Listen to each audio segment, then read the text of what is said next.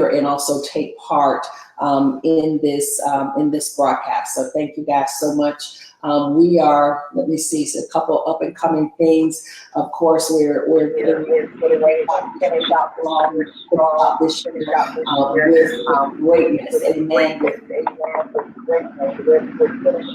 Glory to God, with a mighty conqueror, knowing that God has promised us that He's still working, amen. We don't have to wait to 2019 to see the promises of God. He's still working today. Apostle Nigel, can you hear us now on the broadcast? Can you see us? Yes, I can hear you guys. Okay. Well, listen, I'm excited. I'm going to see if people are able to hear on Facebook. If not, we'll just use one of the phones. But those on Periscope, I know you guys can hear. It looks like Facebook is a little stuck, so maybe just a whole Facebook issue or internet issue. Either way, let's see if we can get started, and let's see if we can move forward. Let's see if they're hearing us. If they're not hearing us and seeing us, then we can just use one of our phones, and then we'll just do a phone interview with you. Because what I don't want to do is I don't want to keep let me see, Periscope froze. That's amazing. This is amazing. This is amazing. Yeah. Yeah. So those on, I think, okay, I'm thinking those on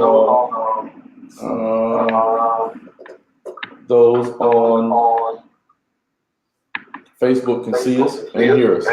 So I think they can hear us and see us. I don't know if there's an echo anymore. Okay. Okay, good.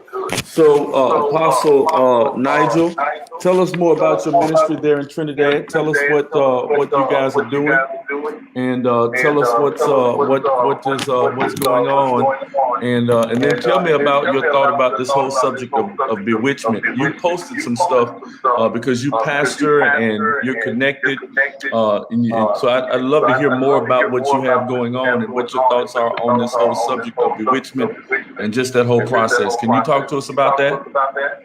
Yes. Well, first thing I would like to say, thank you guys for having me on your broadcast. I've been watching you guys and been hearing a lot about you guys and what you all are doing. I'm the senior pastor of Shiloh Family Church. And we are located in Trinidad and Tobago. We are under the covering of Apostle Ryan Lestrange Tribe Network Ministries, and we are one church in 3 locations, something similar to you guys. So wow. we are one church, 3 locations. We have 3 branches throughout the nation, and we're believing God for 2019 to launch number 4. Wow, that's tremendous, man. That's tremendous. You know, you were posting, and I wish I could go back and find the post that you posted, but what is, when we talk about bewitchment, in the islands, you deal with an entirely different perspective of bewitchment than we do. We deal with charismatic witchcraft and, you know, people's voices and communication and things like that. But then you guys deal with a whole different dimension of it in the islands. So tell me about that. Tell me about what you've experienced and what you've seen there, and not just necessarily from the whole witchcraft side of things and sorcery side of things, but that is a real side of it. But also tell me about what you've experienced in ministry and going through ministry, and you've watched some of the other broadcasts. What do you think about that whole subject? Okay. Bewitchment, I believe, comes from 2 areas. One natural, and the other one spiritual. There's a certain dimension of the bewitchment which is based on witchcraft. You all may know it as voodoo. Some people call it voodoo, but we in Trinidad, we don't use that term. There's another word for it. It's called obia. Right? That's the term. It's called obia. And so that's one dimension of witchcraft, bewitchment. You can be bewitched, as I say, naturally in the flesh, or bewitched by witchcraft, what you all may call voodoo, but what we would call down here phobia, some kind of witchcraft, that kind of stuff. And there is a spirit of bewitchment that comes upon people. I remember one time we did deliverance on an entire family. And this may sound very puzzling to some, but after we did deliverance on the entire family, the man sat down, this is in front of the whole church, and he said to me after the service, Pastor, I have not seen myself for 7 years. Wow. So he said he had not seen himself for 7 years. He looked at his hands, and he looked at his arms, he looked at his clothing, then he looked in a phone at his face, and then he said to me, I have not seen myself in 7 years. My mind, when he said that, I tried to process it, and instantly my mind went back to King Nebuchadnezzar, who for 7 years was like a wild animal. So it means that this man was under a spell or bewitchment for 7 years. Wow. That's got to be. So tell me what the signs or the symptoms. I mean, when you say it, what exactly happened? What was he experiencing? What was he dealing with? What was he going through for 7 years of bewitchment? That's like, for us, that sometimes some of this stuff is just like how in the world does that happen? But in your experience, he went through 7 years of bewitchment. What did that look like in the process? Well, basically what happened, his entire family needed some form of deliverance, some form of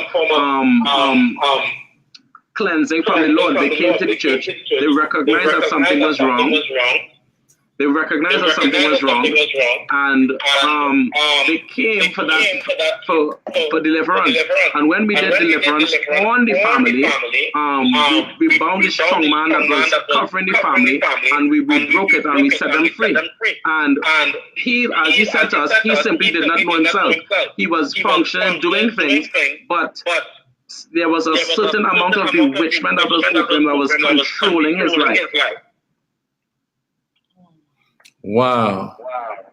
That's tough because I think both sides of it. I think there's the spiritual side of it, and so on the spiritual side, and I guess both of them are basically spiritual. But I mean, I guess on the side that we look at, as it pertains to people, allowing people to influence them, as Apostle Pagani talked about, having spiritual, almost taking people hostage mentally, things like that, spiritual mind control, but when you hear what you just said, that's literal witchcraft, where somebody has performed a sorcery on somebody and literally had their mind and had them in a place where, like you said, they couldn't even see themselves for 7 years. And so that is tremendous. I mean, that's the level of stuff that we don't necessarily deal with. I think I want to say I don't know that we deal with it like that to that extent. Let me say it like that. I think sometimes we do and sometimes we can, but I know that in your environment, it's more concentrated and probably more prevalent that you deal with more people who are actually working real witchcraft on people. And so that in itself is just got to be amazing to see, to hear, to experience, and then this for this man of God to say, listen, I've been literally out of myself, man, for 7 years. And so that means that every decision he made, every situation he entered into, everything that he entered into with his family, everything he entered into with his children, everything he did when he went to work, that means he was making decisions, and he was literally, the people that were dealing with him were not even really dealing with him. They were dealing with him in this shell of himself. Isn't that amazing? That is right. I have some scriptures here that I wanted to get into, right? Acts chapter 8, verse 9. Acts chapter 8, verse 9, it says, there was a certain man called Simon. Apostle Nigel. In the same city. You guys see me? Yeah, I can. Oh, let me do this. Turn your laptop. They said turn your laptop sound down because for some reason there's an echo. So turn your laptop sound down, and then go ahead. I'm loving what you're talking about because I really believe that if people really realize that when people have them, as you said, when people have them under this place of bewitchment, whether it's by means of mind control or by means of literal witchcraft, which both of them are. One's just charismatic witchcraft, I guess is what we call it. The other one is literal witchcraft. But to really have people's minds that way, man, that thing, I mean, you don't even know who you are. You don't know what you're doing. You don't know. You're not even responsible for the decisions that you're making. And so when these spirits are controlling a person, you're not even really dealing with the real person. And this is why I think this teaching is so important, because if you're not dealing with the real person, the person may not even technically be responsible for the consequences of their actions. And as a result, they're doing things and they don't even know that they're doing it because they're in this cloud. My goodness. Okay. I think if your thing is turned down, let's talk to me, Apostle. Okay. I'm trying to get it. The volume is down, but there's still the echo. You guys still hearing me with the echo? I'm not. I am not. I'm not hearing the echo. Okay. The Bible says in Acts chapter 8 verse 9 that there was a guy named Simon, and he bewitched the people of Samaria using sorceries. And in Galatians, Paul says, "O foolish Galatians, who has bewitched you?" It's the same word. You guys hear me now? Oh, yes, we're hearing you. Right, perfect. It's the same word bewitched, but there are two different Greek words.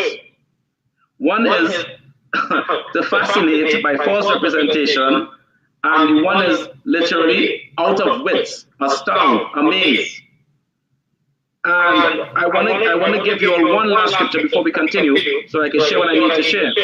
The Apostle Paul in Galatians 5:19 says, "The works of the flesh are manifest, which are these: adultery, fornication, uncleanness, lasciviousness, idolatry, and witchcraft."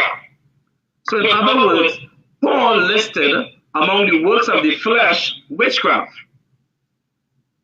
And what the Lord has taught me about witchcraft is that witchcraft is a snake with two fangs. One fang is spirit, and the other fang is the flesh. Did you guys get that? Oh, yeah. So two fangs for witchcraft. One fang is spirit, one fang is flesh. That's good.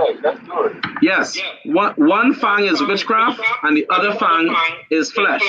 And what happens to people is that they don't understand that someone does not have to be using witchcraft against them to be bewitching them. They can simply be using the witchcraft that comes in the form of the flesh.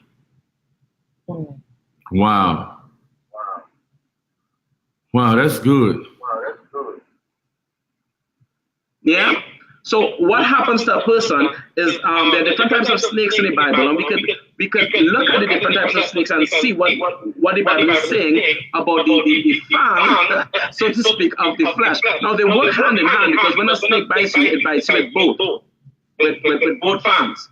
However, a person can be under bewitchment, and the person doing it is not necessarily using witchcraft or obeah or voodoo or whatever. They can simply be operating in the flesh, which is, the Bible, Paul said, a work of witchcraft. Wow. That's good. So a spiritual witchcraft and a fleshly witchcraft. That's good. Yes, sir. Yes, but it's all witchcraft, because at the end of the day, witchcraft in its simplest definition is anything that someone is trying to use to control or manipulate another person. Wow. So how have you seen that actually in the literal? Now, I know you told me about how you saw the person who had been under the spell of witchcraft, but where have you seen, how have you seen that operate in churches and marriages, in ministries and other factors of life? How have you seen that operating? Many times it operates in the church, in that a leader, some people call churches a cult, but it's not necessarily that the church is a cult. It's just that the leader is a controlling leader. He's a very controlling person. Controls what people wear, controls where they live, controls what they drive. I don't know if you know about churches that have that level of control, but some pastors even control who people marry, who they don't marry, where their children go to school. And there are many of God's people, they're in churches where there's a controlling pastor who is operating not just with his authority, but with a spirit of witchcraft. Wow. You know, something that when you said that, it reminded me about a pastor, about a member of a church. And I didn't mean to laugh when I said it, but it was like some stuff.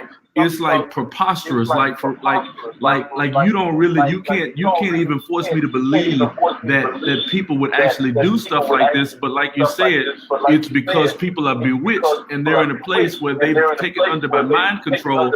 And this one person in particular shared with me stories, like you hear stories of, and Apostle Eckhart always talks about the controlling churches. But when you hear the stories of control and manipulation, even from the perspective of like the pastor, this one situation, this member said that the pastor made them give them keys to their homes, and so that they had to literally give him a key to their house. I'm like, my God, you got to be kidding me. Or another scenario where, like you said, they had to ask him permission before they could get married. It's not premarital counseling from the perspective of, can we get married? Give us wisdom on getting married. Help us understand what's going to make us successful if we get married. But literally, they had to ask his permission if they wanted to get married. Then another scenario that we dealt with, or that I heard about, was where not only did they have to give up the key, but they literally had to basically relinquish all of their money, and even their homes, and so I think, like you said, some of this stuff, and you got to be under the spell of witchcraft in order to do that. Somebody else has got to be controlling your mind for you to actually give up everything you've got. From that perspective, that literally, in my opinion, makes no sense whatsoever. It would make no sense for somebody to get to a place where you literally relinquish that kind of control over your mind, over your family, over your home, over everything that you got, in order to be able to do that. That's right. Yeah, that's horrible, and it's terrible that somebody would even do something like that. So give us some other examples of things that you've seen, and let me ask you this: what are things that you see that you think are particular to your nation, your location, that potentially would not necessarily be the same in every environment around the world? One of the things that I can say is that I have seen that form of control and manipulation in many places. The Bible says that the children of Israel, they were in bondage for 400 years under Pharaoh. And in many ministries, they're God's people, but they're under bondage. They're serving God, they're building, because the children of Israel, they were building bricks.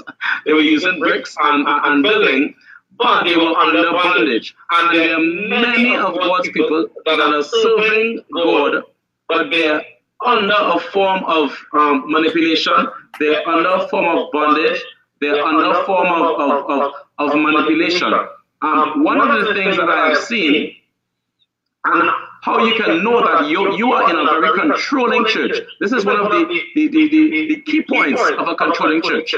You have a conference or you have a special service, and you tell your members, invite everyone. In fact, you go on Facebook or you do a radio ad or a television ad, and you tell your members, invite everyone from other churches, let them come. However, you know that if you are invited from your church to go to a conference, you cannot tell your pastor that you need to go. You have to hide to go. And in many churches, that is an issue. Did you guys get that? Yeah, and Lord, I want to be careful how I say what I'm going to say.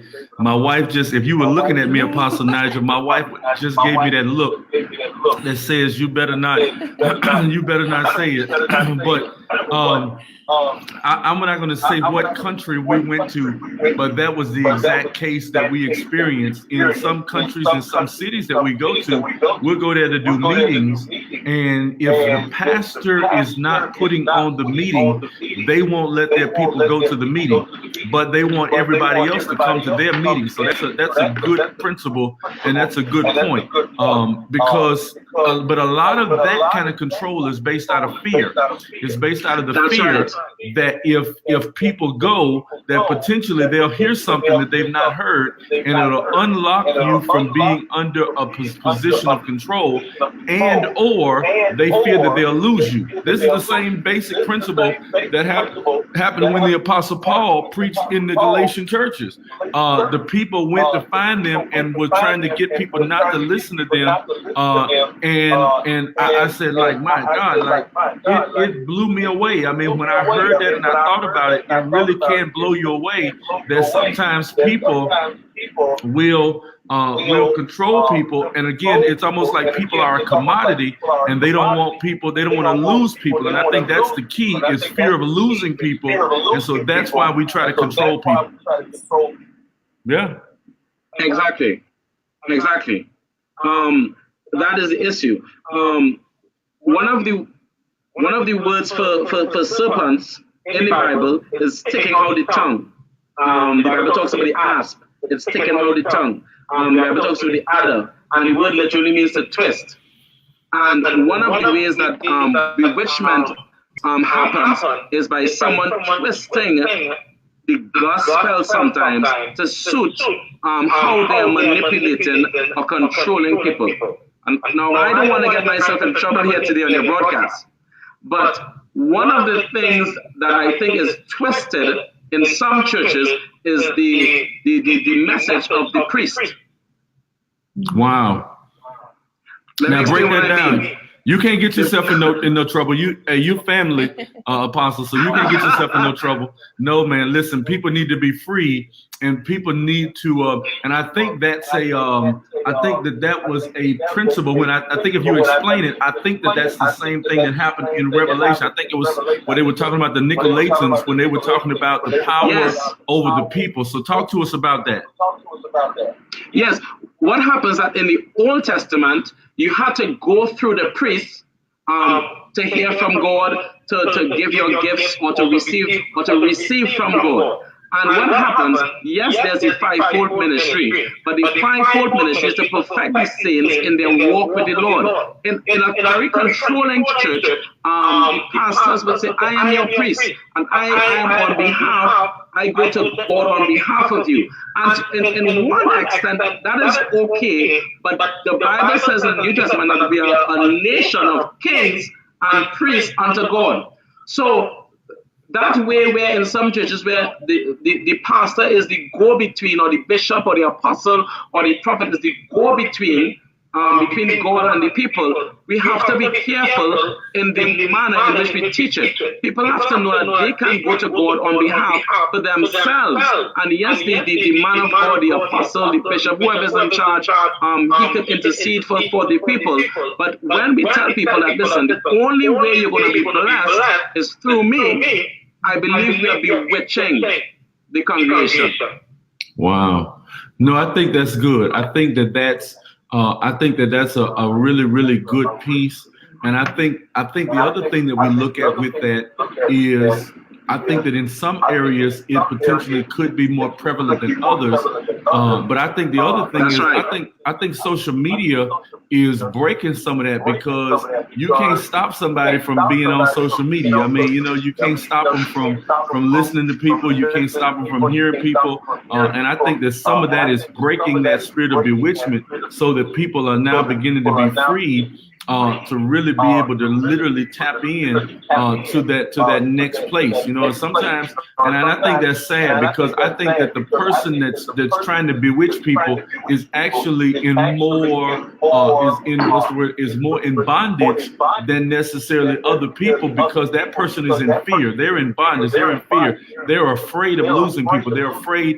It's almost like even in relationships that you can try to bewitch somebody in a relationship to get them to stay in the relationship, because because you fear losing them, and so you do things to control them, you do things to not let them be free. But what I found is that if you let people be free, that if they are really, if they're with you, they're with you. If they're not with you, they're not going to listen. Ain't nothing you can do. You can hold them hostage, but as soon as they get a moment to get free, they're going to be gone.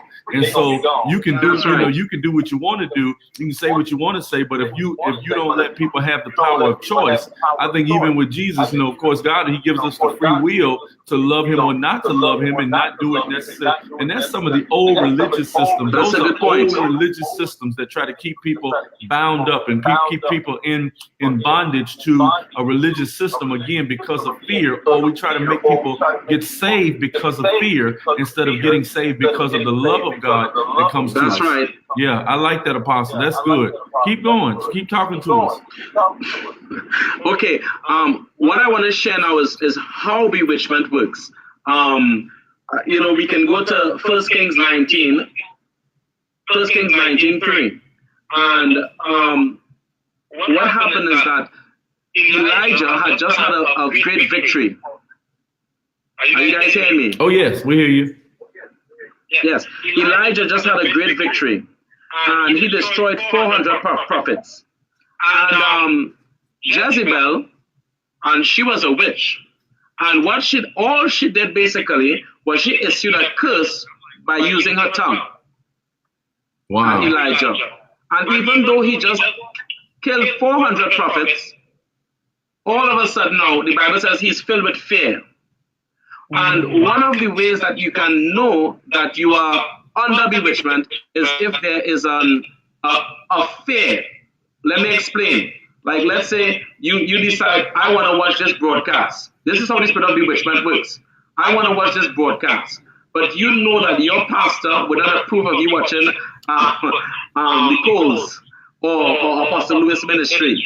And even though you're in the privacy of your own home, there's a fear that is gripping you. Suppose someone is watching me while I'm watching this program. And that is a reality. The spirit of bewitchment then brings a real spirit of fear and witchcraft over you to manipulate you, even though the person is not there physically. Wow. No, that's good. For those of you, let me echo that. He said one of the main ways that you know you're under a place of bewitchment is if you have a fear and the person is not even there. And he was sharing even like, for instance, I wanted to just repeat it because I want to make sure you guys get this. There's a fear, or if somebody say, if you know that your leader may not even like you watching a certain broadcast, you have a fear that if they even see your name come up on the screen for giving a comment, that you're going to get rebuked, or you're going to get the cold shoulder. Even that cold shoulder or that excommunication or non-communication can be a form of manipulation and control, which is as just basically as witchcraft, because it's mind control. If I can control your mind to get you to do things or not to do things based on what I want you to do, then it's still manipulation and control. That's good. That's really good. That's right. A leader in a situation like that would tell his congregation or her congregation what type of books to read. I'm not going to call any names of ministries or ministers, but they might just steer them away from ministries that would free them. They would give them the approved list of reading. These books or these ministries I approve of, and these ministries I disapprove of. So by that again, people will be controlled in that they will read certain books. They would watch certain programs. They would listen to certain voices because they know that it's shunned upon to listen to that, because the pastor would have given, the bishop would have given his list of approved ministries. Wow. So there is a fear. There's a fear then of should I listen to this or that? Did you guys get that? Yeah, one day, let me tell, it was, again, some things I'm very cautious in how I say it. We were in a meeting, and we were in a certain city, so I say it like that. We were in a meeting in a conference, and they were talking about how the prophetic ministry, deliverance ministry, and so as a result, there was a person there from another church that came to this meeting, and they had to sneak away to come to the meeting. This happened not too long ago in our local church. Somebody had to sneak away from their church to come to one of our meetings, and one of the things and they said, I want to learn more about deliverance. I want to learn more about the prophetic. And I said, well, we love to do training. We'd love to come to your church. I would love to come to your church and teach in this area. And they said, no, I don't think my leaders would not accept this prophetic stuff, but I know I'm called to it. And, because the question I was going to ask, and it's going to be a rhetorical question, when you find yourself in that kind of controlling environment, then what do you do and how do you handle it? The rhetorical answer would be you run, because that's what the person that was speaking told them. I couldn't say it because if I'd have said it, I would have, been called a sheep thief. And I wasn't telling the person to come to our church. I'm just saying, how much longer can you be in a place where you're controlled, where your every movement, your every thought is controlled? Where, again, as you said, the responsibility of leadership, according to Ephesians chapter 4, is to really feed the people, to build them up, to strengthen them, to help prepare them for their destiny work, and not necessarily just keep you as a slave in a Pharaoh's army to help build and put bricks onto a facility that you're building. And so I think that's very important, and I think what you're saying is very timely, because every speaker has come from a different perspective, and even the perspective you're coming from today, as it pertains to controlling churches, controlling leaders, controlling movements, is so very important, because sometimes, and then there's some places, as you said, you can't even like back in the old days, like you couldn't even go to a movie, or you couldn't go to you couldn't do nothing. The only thing they control what you wore, they control what you ate, they control who you hung out with, they control everything, all in the name of religion, all in the name of God, all in the name of, and this kind of stuff. And so I think what you're saying is so powerful, because I think that people cannot find themselves under religious bondage and control to people who are not taking them to their destiny and to their purpose. And so you got to be able to discern that voice and that demonic principality that wants to keep you in a place of, as you said, even with the guy who was under natural witchcraft, but for years you've been in this place of bondage in your mind, this place of bondage where you couldn't do anything. I'm sorry, you said what? Yeah, that's serious control, and you almost lose 7 years of your life. If you can't see yourself, and so that certainly can happen in churches. It can happen in marriages. I know someone asked about how does that look in what about marriages, and it certainly can happen. There is such a fear that has been, invoked upon you because of what someone has said, or they've threatened you with certain things. And so you feel as though you can't talk to other people, you can't go certain places or anywhere without them or without their permission, and everything is timed, and you have to be back at a certain time, and so on and so forth. And so it is bondage. It is sincere bondage.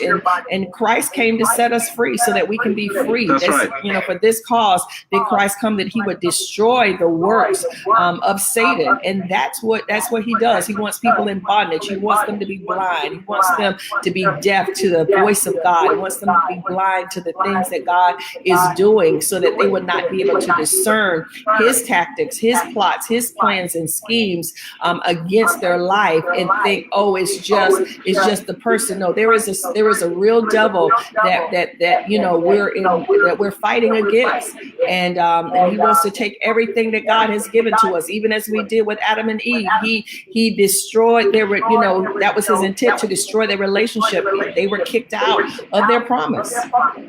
Wow.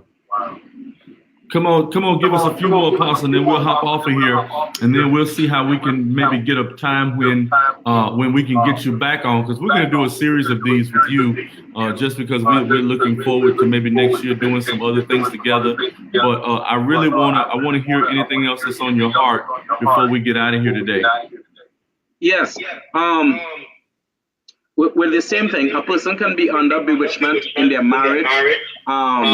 They can be under bewitchment in their marriage. That there could be a strong spirit of fear. They may be with a very controlling, abusive spouse, and they may want to leave. But because of that bewitchment from the controlling, abusive, whatever abuse, physical, emotional, verbal, they may be afraid to get out of the situation. And I am not just talking about just leaving, but removing themselves from that strong abuse because they are under bewitchment. Bewitchment always brings a heaviness of fear about it. When Elijah ran from Jezebel, the Bible says that he had a loss of vision, a loss of direction. And when you are in a ministry and there's strong bewitchment over that ministry, you yourself have a sense of, how should I put it, loss of vision, direction, purpose. You don't have that, and great discouragement. I have found that believers who are in churches where there is bewitchment, they are depressed a lot. They don't have a clear direction. If you ask them a simple question, what is your vision for your life? They can't answer those questions. What is the direction you have for your life? They can't answer those questions because that has been taken away from them. The bewitchment blinds their eyes to God's plan, to God's purpose for their life. And the only vision they then have is what has been put in front of them, what has been directed in front of them. Now, I believe, and I don't want people to misunderstand what I'm saying, we are called to support the vision of the house. We are called to sync our vision with the vision of the house and to be part of the vision. But if you as a believer do not have a personal vision for your life, it means there's something that's blocking you, something that's clouding you, something that is holding you back. And many times it is a spirit of bewitchment. Wow, that's good. I really like what you said. One of the things that Apostle was just saying, again, for some people on Facebook were saying that it's slightly muffled, but he was saying that, another thing is a lack of clarity, of vision for your own life, and that your vision for your life should mesh with and complement the vision of the ministry, or the ministry should be helping you develop your purpose, your destiny, helping you to see who you really are, what you're called to do and called to be. But if you get to a place where you literally don't know and don't have a clue who you are and what you're called to do and who you're called to be, then that could be a loss of identity. And loss of identity. That's good. That's good. That's right. That's good. So fear and loss of identity are primary things that you could say are indicators that you have been bewitched. That's good. Yes. Again, the Bible says here, he requested for himself that he might die. And he said, enough, Lord, oh Lord, take away my life. What happens to a person that's under bewitchment? They begin to be very, very discouraged, to the point where Elijah said, listen, my life is worth living. They have a loss of energy, they have a loss of vision, they're tired, and they're confused. This man went from killing 400 prophets, knowing the will and mind of God, to telling God, okay, God, it's time to take away my life now. My life doesn't count anymore. And what happens when we are under bewitchment? Discouragement can set in, depression can set in, loss of energy, just tired and confusion. He went from being victorious on Mount Carmel to now hiding in a cave. He was confused.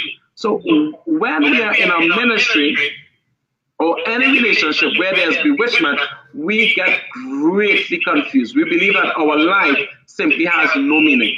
That is a major sign to me that a person is under bewitchment. They make bad decisions. Wow. That's good. So you said that fear, loss of identity, loss of energy, confusion, depression, discouragement, bad decisions, and even what was it? Because the first one, what would you categorize the first one? You said they would not even themselves. Would you classify that as loss of identity? What's that, Apostle? No, I said the first one that you talked about when you said that they didn't even know who they were for 7 years. What would you classify that as? He was clearly under confusion and a loss of his sense of identity. Yes, wow. Confusion, and yes, because he didn't know who he was. I mean, he was looking at his hands as if I haven't seen myself. And this is basically what he was saying. He didn't see himself for 7 years. He didn't know himself. He wasn't aware. Just like King Nebuchadnezzar, the Bible says for 7 years, he was like a wild animal. He didn't know himself. The Bible says he came back to himself. And this is, I believe, what happened to the man who got delivered.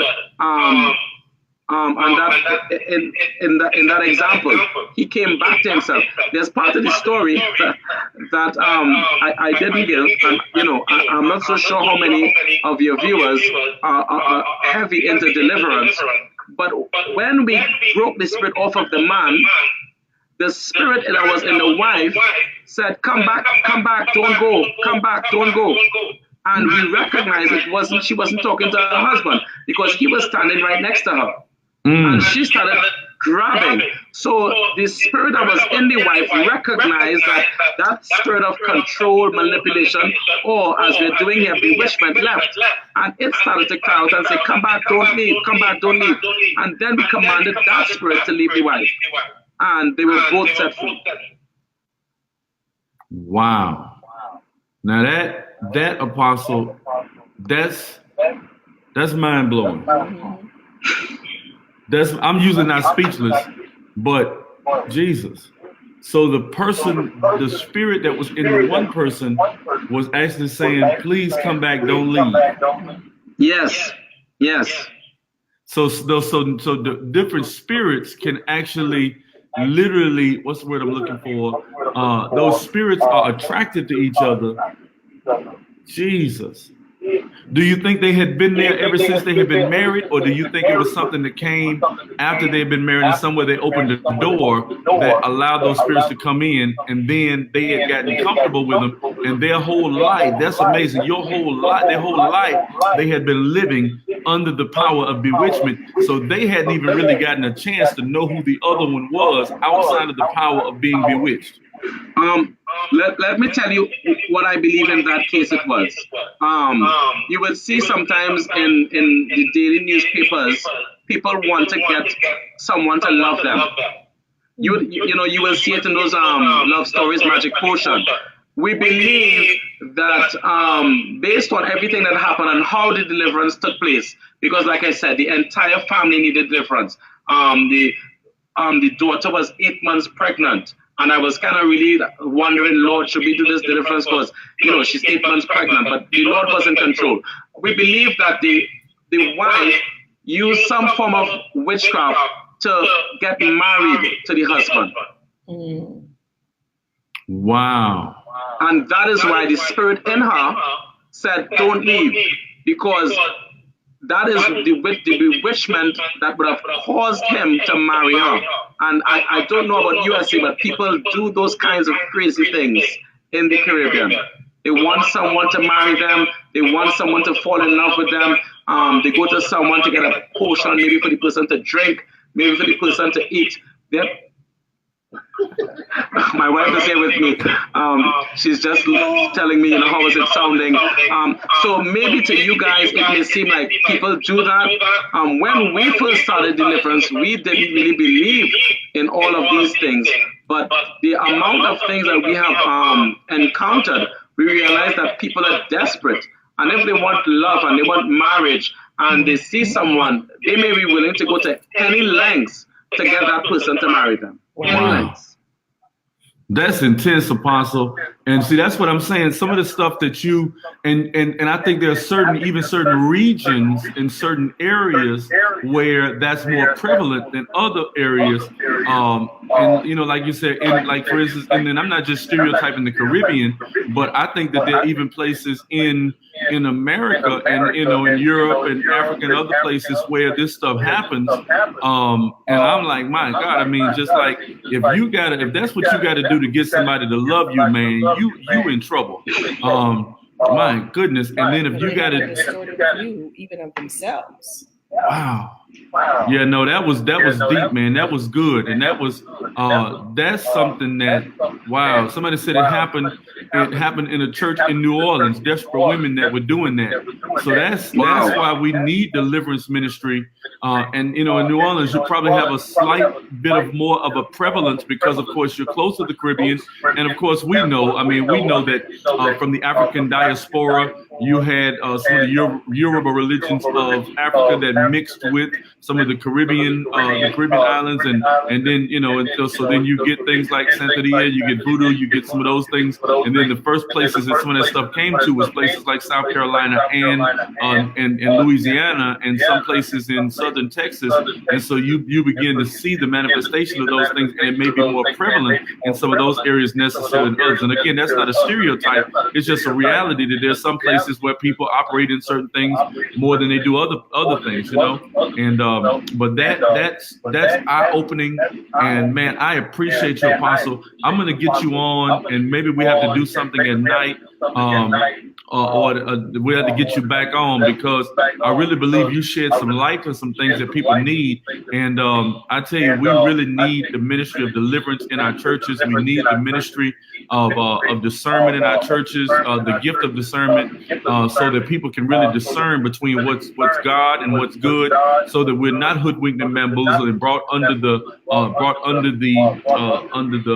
bondage of witchcraft and being bewitched by people, because this is, and spellbound, this is tremendous. I mean, you said some stuff that nobody else said, because you're in an environment that nobody else is, having to deal with things that nobody else has to deal with on the level that you have to deal with them.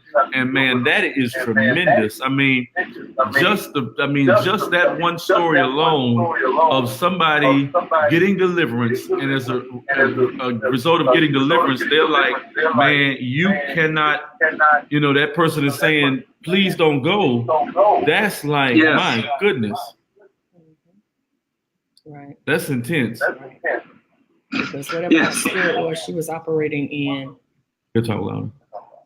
You were saying that's whatever spirit was. Yeah, whatever spirit she was operating in, because it really gives validation to what, Apostle Nigel was saying, that it was probably due to something she had done, or, the spirit that she was operating in had done, to make sure that this person remained in bondage, and remained in a place that he didn't even know who he was, a place of control, a place where he lost his own identity.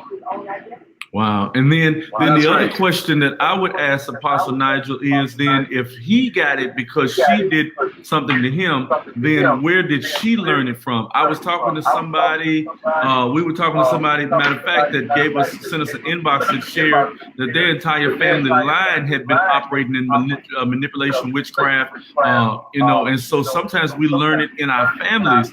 And so, I mean, I think, like you said, I think we need to teach more of this. I think we need to really deal with this more, because man, you'll mess around and you'll imagine this man. I mean, for 7 years he hadn't even seen himself. Because somebody had put witchcraft on him, and literally he hadn't even seen his face. He didn't even know what he looked like. He probably didn't even know the decisions that he made. He probably didn't know things that you've done. Exactly. You can lose your entire inheritance, sign it over to somebody, because you can lose even entire patches of your life. Like, my God, man. That's amazing. A lesser example I can give you guys, and this happens to us regularly.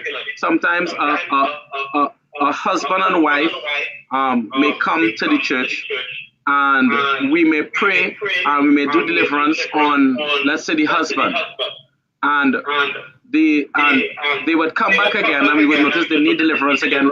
We would do the deliverance, and then when we realize it happens like 3 times, we would ask them, what's going on? And they would say to us that their wife, or their common law wife, would say to them after they got free, let me take you back so that we can fix you. Did you guys get that? Oh, yeah, I heard it. Yeah, so what would happen is that the wife or common law wife or whatever would tell the guy, let me take you back so we can fix you. And what she means is take the person back to wherever they prayed for them or cause them to be under a level of bewitchment. So eventually what will happen is that either they both will get saved and delivered, or one will say, listen, let's leave this place because whatever I put on you, they break. Wow. And that is a strong form of bewitchment. Wow. That. Some people can hear what he said.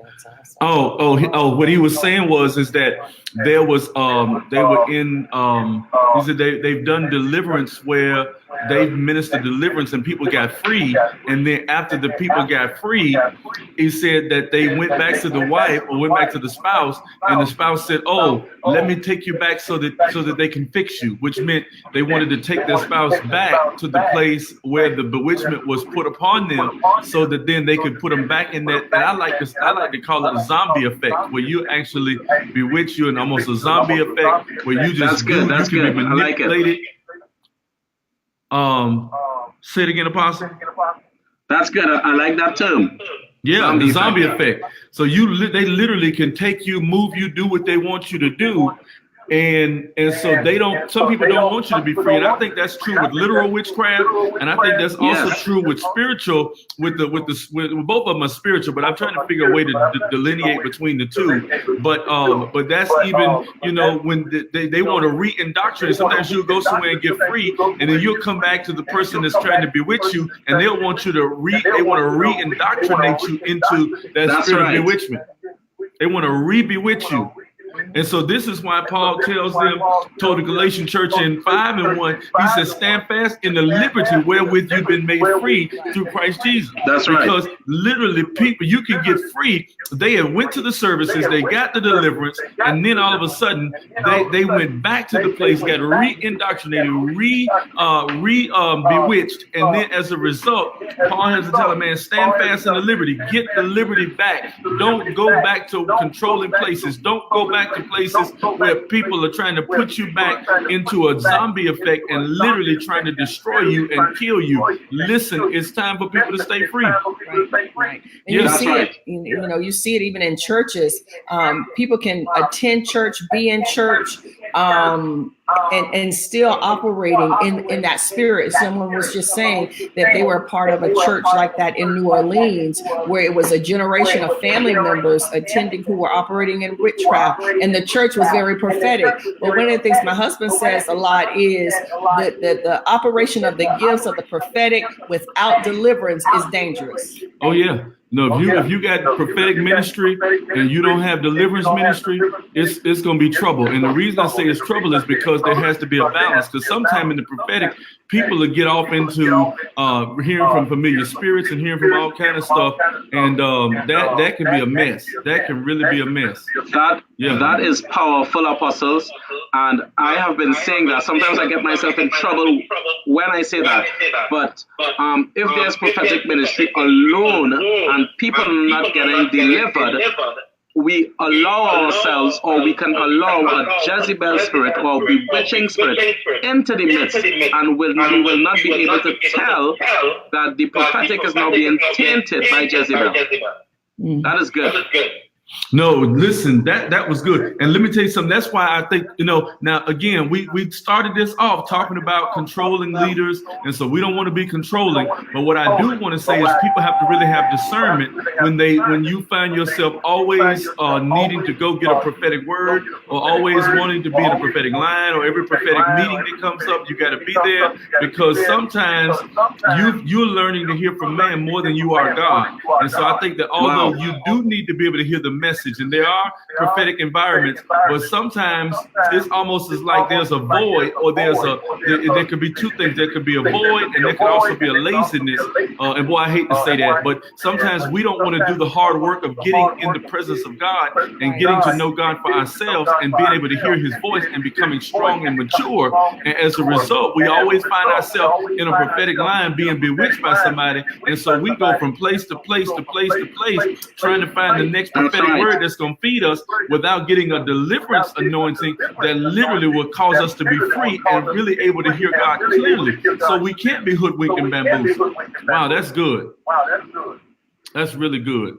Wow. Well, Apostle, we love you, man. We're gonna try to figure out how to get this back together and let you tell some more of the experience that you have in this area, because man, you guys have a tremendous grace in this area. You know, when we were in Trinidad, one of the things that I said, and you can correct me in what I'm getting ready to say if I'm wrong, but when we were in Trinidad last year, I was ministering our gladiator camp, and we were teaching deliverance. Myself, John Beal, his wife, my wife, and of course the church that we were at. And I made this statement, and I think that what I'm getting ready to say is going to be true. In Trinidad, you have, of course, a lot of different ethnic groups.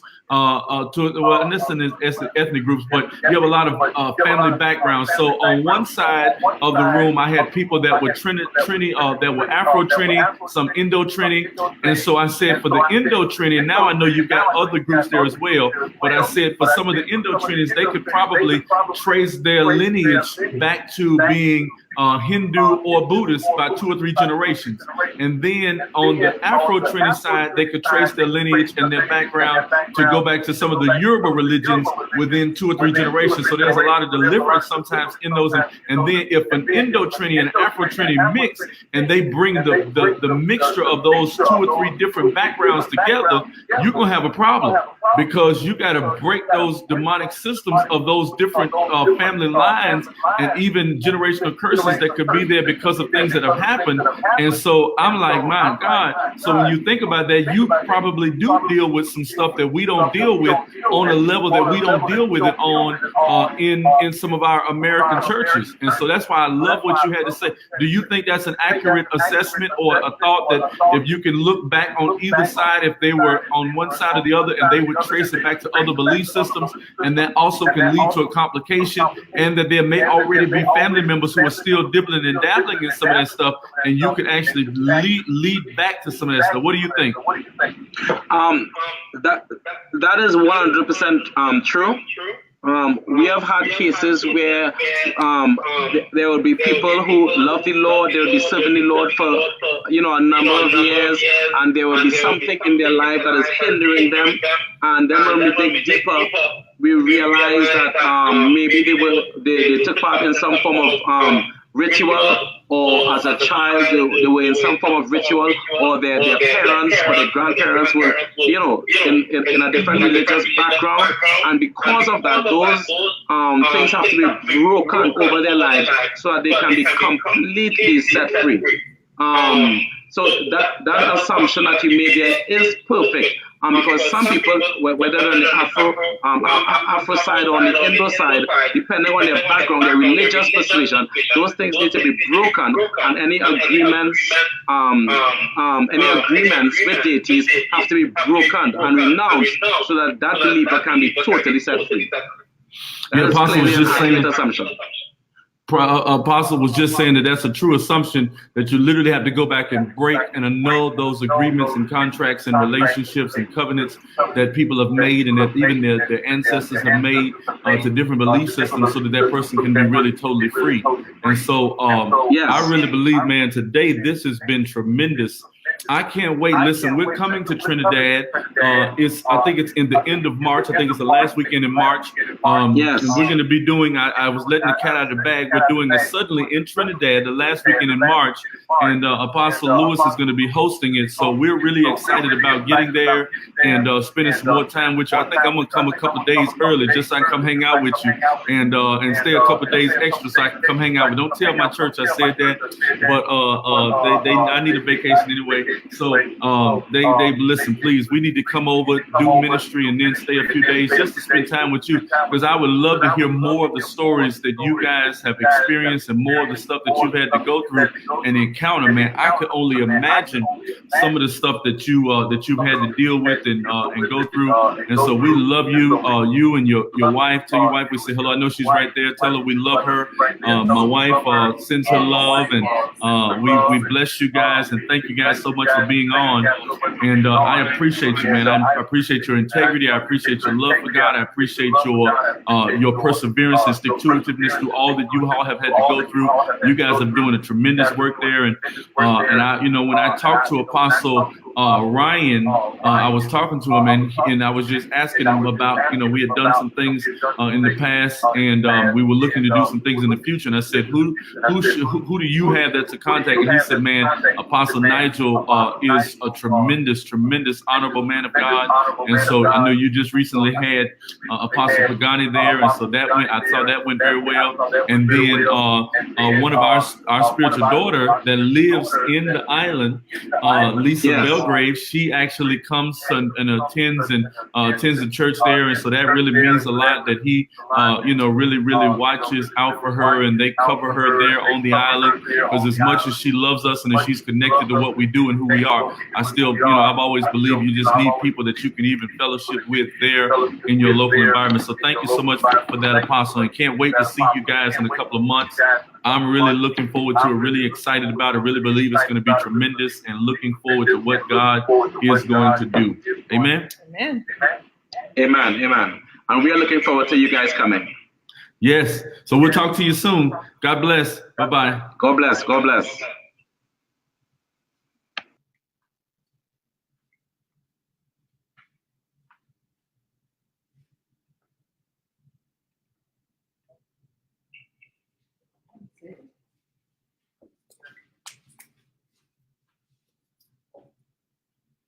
All right, Facebook.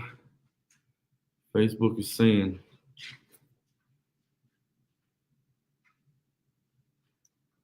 all right, those of you watching by Facebook, we love you, and we will talk with you soon.